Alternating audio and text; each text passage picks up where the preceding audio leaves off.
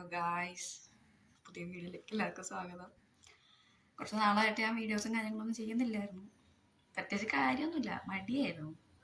എല്ലാം പറയേണ്ട ആവശ്യമൊന്നുമില്ല. അപ്പോൾ ഇന്നിപ്പോൾ എന്തായാലും നമ്മൾ സ്പൈഡർമാൻ ബ്രാൻഡ് ന്യൂ ഡേ കാണാൻ പോവാണ്.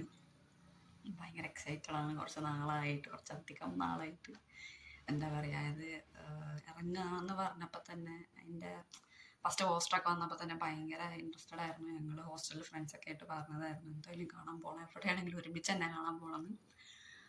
അപ്പം അങ്ങനെ ഇന്ന് ആ ദിവസം എത്തിയിരിക്കുകയാണ്. നമ്മൾ നേരത്തെ ടിക്കറ്റൊക്കെ ബുക്ക് ചെയ്തു. അപ്പോൾ എറണാകുളത്താണ് കാണാൻ പോകുന്നത്.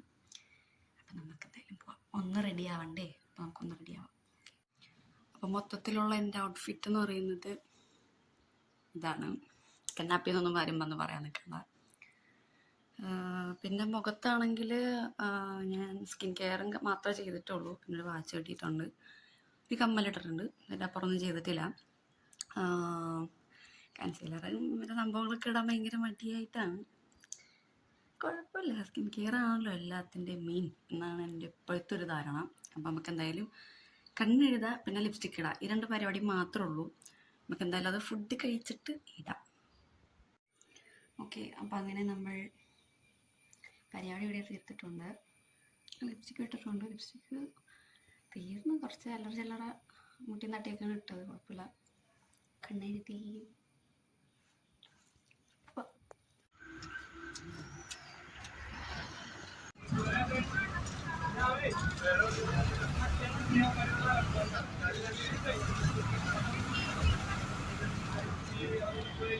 നമ്മളങ്ങനെ കടവന്ത്രയിലൊക്കെ ഇറങ്ങി.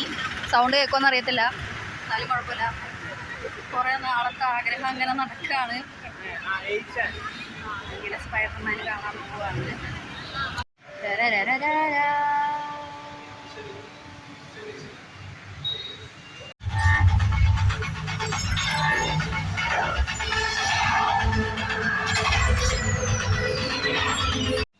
അപ്പം സിനിമ എന്തായാലും കഴിഞ്ഞു.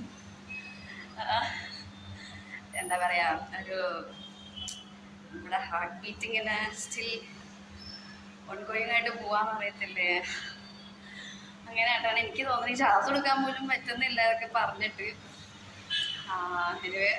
എനിക്ക് തോന്നിയൊരു കാര്യം ഞാൻ പറയാം. കുറച്ച് ഇമോഷണലായിട്ട് അല്ലെങ്കിൽ അത്യാവശ്യം നല്ല കോമഡി ഒക്കെ ആയിട്ട് നല്ലോണം ചെയ്തിട്ടുണ്ട്. കുറെ ക്യാരക്ടേഴ്സിനെ കാണിച്ചിട്ടുണ്ട്. കൂടുതൽ പറഞ്ഞു കഴിഞ്ഞാൽ അത് സ്പോയിലറായി പോകും, അതുകൊണ്ട് ഞാൻ അങ്ങനെ പറയുന്നില്ല.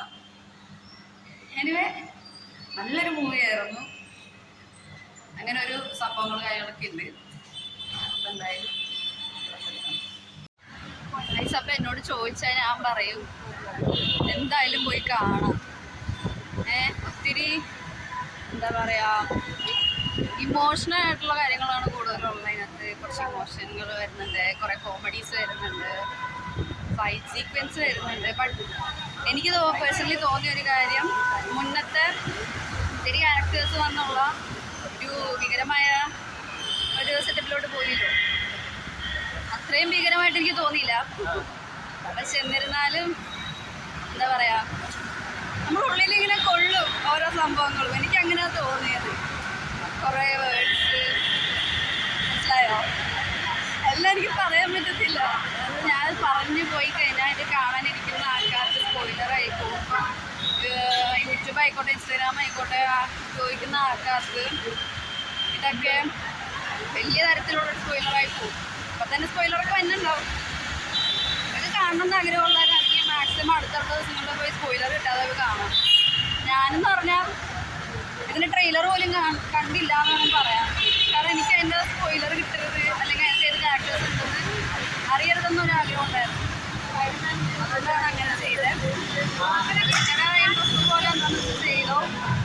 അപ്പോൾ ഞാൻ എപ്പോഴും എല്ലാ വീഡിയോ കാണാമല്ലോ, അത്രയ്ക്ക് ഇഷ്ടമാണത്. ഞാൻ പറയുകയാണെങ്കിൽ ഇതെന്തായാലും നല്ല എൻ്റെ മനസ്സ് ഇപ്പോഴും ശരിയായിട്ടില്ല.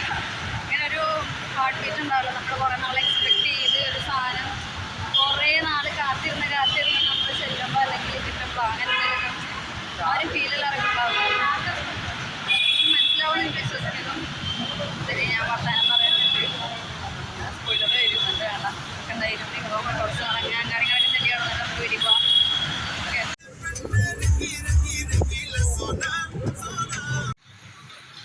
വീഡിയോ ഒക്കെ കഴിഞ്ഞു, സിനിമയൊക്കെ കഴിഞ്ഞു. എന്താ പറയുക, ഇരുട്ടാണ്, ക്യാമറ എത്ര ക്വാളിറ്റി ഒന്നുമില്ല, ചെയ്യിക്കുക. ഓക്കെ. അപ്പോൾ അതർ ദാൻ മൂവിയിലെ എന്താ പറയുക, ഹീറോസിനെ പറ്റിയിട്ടോ ഇങ്ങനെ പറ്റിയിട്ടൊന്നും അല്ല ഞാൻ പറയുന്നത്.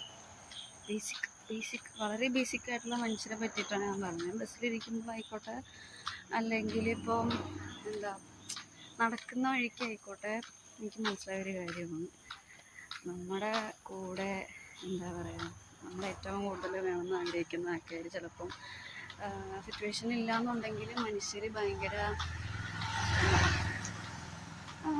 ഇതായി പോവും. അതിപ്പോൾ എക്സാക്ട്ലി വേർഡ് കിട്ടുന്നില്ല. അപ്പോൾ അത് തന്നെയാണ് ഇതിലും എനിക്ക് പറയണമെന്ന് തോന്നി. ഒത്തിരി ഇമോഷൻസ് കൊടുത്ത് ഇതായിട്ടിപ്പം പുള്ളിക്കാരൻ്റെ ടീച്ചറിൻ്റെ ഗേൾ ഫ്രണ്ട് ആയിക്കോട്ടെ, ഫ്രണ്ട് ആയിക്കോട്ടെ, ആൻറ്റി ആയിക്കോട്ടെ, എല്ലാവരും വെച്ച് നോക്കുമ്പം എനിക്ക് മനസ്സിലായ ഒരു കാര്യം എന്താണെന്ന് വെച്ച് കഴിഞ്ഞാൽ, ഇങ്ങനെയുള്ളൊരു സിറ്റുവേഷനിൽ മനുഷ്യന്മാർ ആക്ച്വലി ഹെൽപ്ലെസ് ആണ്. അതിപ്പം വില്ലന്മാരായിക്കോട്ടെ, നമ്മുടെ ലൈഫിലുള്ള സിറ്റുവേഷൻ കാരണമാണ് അവരങ്ങനെ ആയി പോകുന്നതെന്ന്.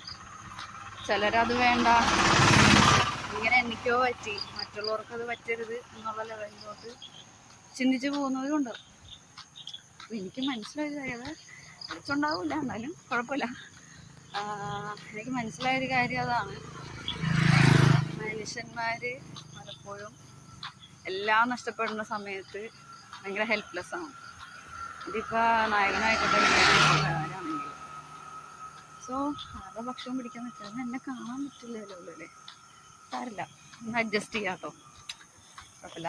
നമ്മളിപ്പോൾ എന്തായാലും വീടെത്താറായി. അപ്പോൾ എന്തായാലും കാണണം എന്നുള്ളവർ പോയി കാണാം. പലർക്കും പല അഭിപ്രായമായിരിക്കും, നല്ല അഭിപ്രായമുള്ളവരുണ്ടാവും, മോശം അഭിപ്രായം ഉണ്ടാവും. സ്പൈഡർമാൻ ആക്ച്വലി ഒരു മെച്ചുവേർഡായിട്ടുള്ള സ്പൈഡർമാനാണ് എന്നുള്ളൊരു കൺസിഡറേഷൻ വെച്ചിട്ട് പോയി കാണാം. ഓക്കെ. പിന്നെ അതുപോലെ തന്നെ ഫൈറ്റ് സീക്വൻസ് ആയാലും അങ്ങനെയൊക്കെ തന്നെയാണ്, അതിനകത്തുള്ള ക്യാരക്ടേഴ്സ് ആയാലും അങ്ങനെയൊക്കെ തന്നെയാണ്. ഓവർ ഹൈപ്പ് ചെയ്യാതിരിക്കുക എന്നുള്ള സാധനം. ഓക്കെ. കാരണം നമ്മൾ ഓവർ ഹൈപ്പ് ചെയ്തുള്ള പല കാര്യങ്ങളും ഹെയ്റ്റിലോട്ട് പോകുന്നു. അപ്പോൾ അത് ചെയ്യാതിരിക്കുക. എന്തായാലും ഞാൻ ബ്ലോഗ് ഇവിടെ വെച്ച് തീർക്കാണ്.